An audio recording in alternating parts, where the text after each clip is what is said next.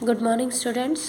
बेटा हम कर रहे हैं कक्षा 8वीं के लिए हिंदी की दूसरी बुक जो है हमारी भारत की खोज, जिसको लिखा है चाचा नेहरू जी ने। उसका फर्स्ट चैप्टर है हमारा अहमदनगर का किला।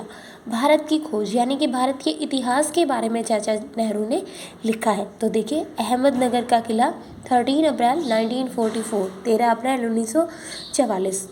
नेहरू जी यहाँ पे क्या कहते हैं कि यह मेरी 9वीं जेल यात्रा थी। जेल यात्रा यानी कि वो जेल में बंद थे।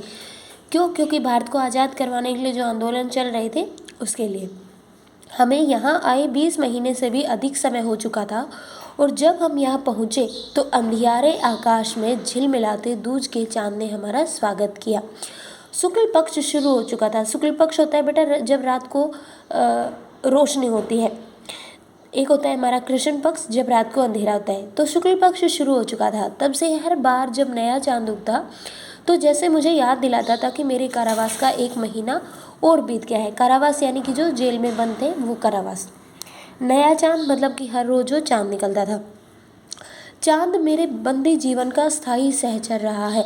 बंदी जीवन यानी कि वो जेल में बंद थे तो वो जीवन बंदी हुआ, स्थायी, हमेशा साथ रहने वाला सहचर, साथ में रहने वाला ही कह सकते हैं। स्थायी, हमेशा हमेशा मेरे साथ रहने वाला था। वही मुझे इस बात की याद दिलाता है कि अंधेरे के बाद उजाला भी होता है। अब यह अतीत का भार। दूसरी जेलों की तरह यहाँ अहमदनगर के किले में भी मैंने बागवानी करना शुरू कर दिया था। बागवानी करना यानी कि बाग लगाना मैंने शुरू कर दिया था। मैं रोज़ कई घंटे तपती धूप में भी फूलों के लिए क्यारियाँ बनाने में बिताने लगा।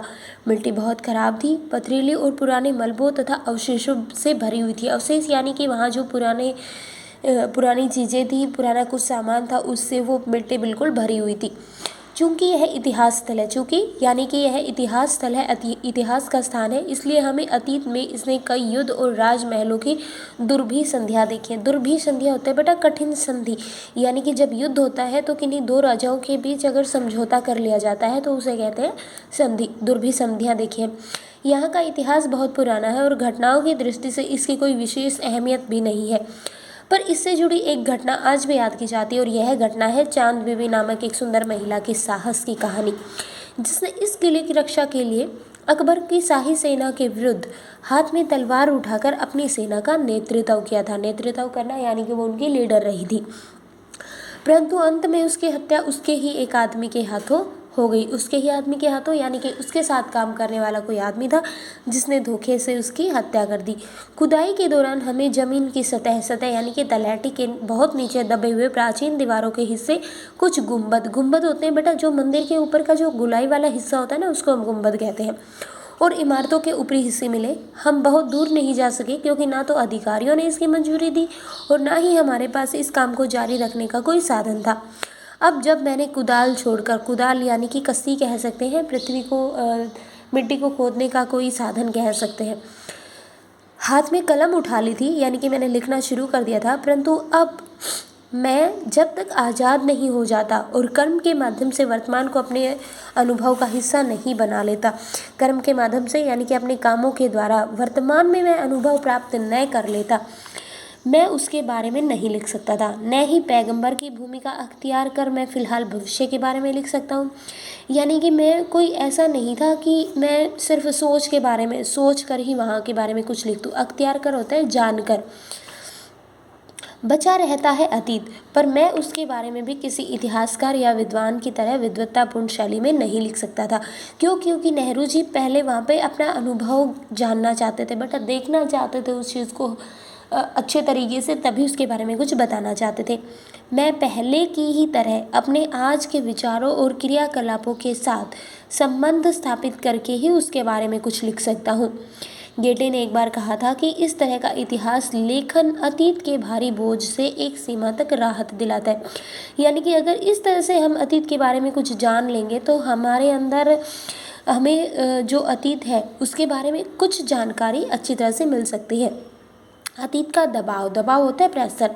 दबाव भला हो या बुरा दोनों तरह अभिभूत करता है, यानी कि प्रेशर चाहे भलाई के लिए डाला जाए चाहे बुराई के लिए, दोनों ही तरह वो हमें थोड़ी सी परेशानी देता है। कभी कभी यह दबाव दम घोटू होता है। दबाव दम घोटू यानी कि जैसे हमें ये कहें कि जिस तरह से हमें कोई ज़बरदस्ती हम पर काम थोप दिया जाए तो वो हम कर नहीं सकते। तो यही होता है बेटा द्वाब दम घोटू, यानी कि जब कुछ काम हमें ज़बरदस्ती दे दिया जाए, ख़ास तौर पर उन लोगों के लिए जिनकी जड़ें बहुत पुरानी सभ्यताओं से होती हैं, मसलन भारत और चीन की सभ्यताएं।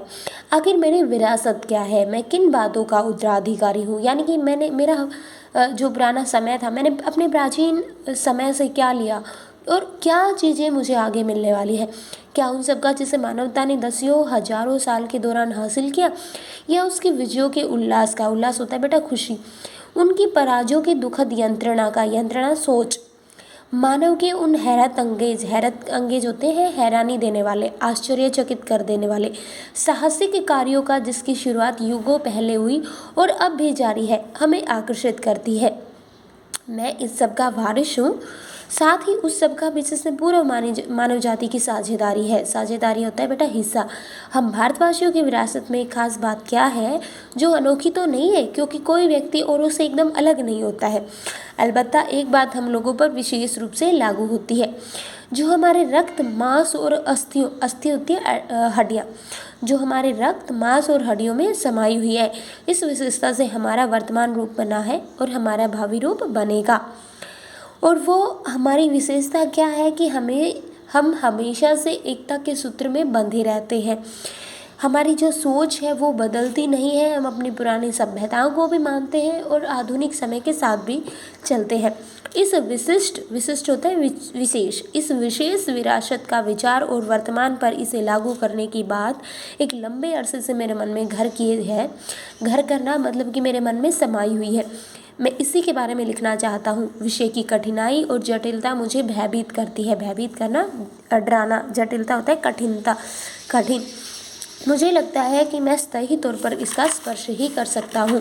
तो बेटा ये था आपका चैप्टर फर्स्ट, इसकी आप अच्छे से रीडिंग कर लेंगे, और अगर कोई वर्ड कहीं भी आपको कोई डाउट होता है तो डाउट सेशन में आप मुझसे पूछ लेंगे। ओके।